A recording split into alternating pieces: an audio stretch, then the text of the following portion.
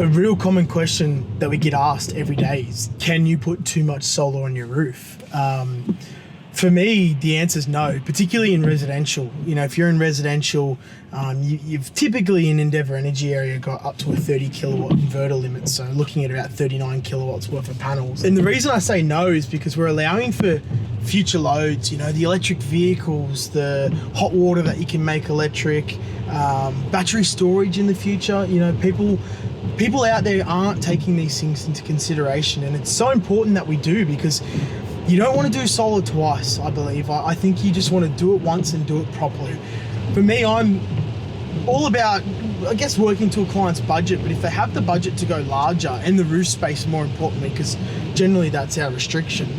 Commercially, a little bit of a different story. I'd say we're more so designing to suit. You can turn it into an income as well, but you're more restricted once you're above that 30 kilowatt space in feed-in tariffs. You're not going to score 21 cents or anything even near that.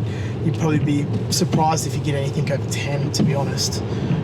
So yeah, commercial, it's particularly when the bottom line dollar makes a big difference on the purchase, designing to suit. But residentially, take it till the roof can't handle it anymore, baby.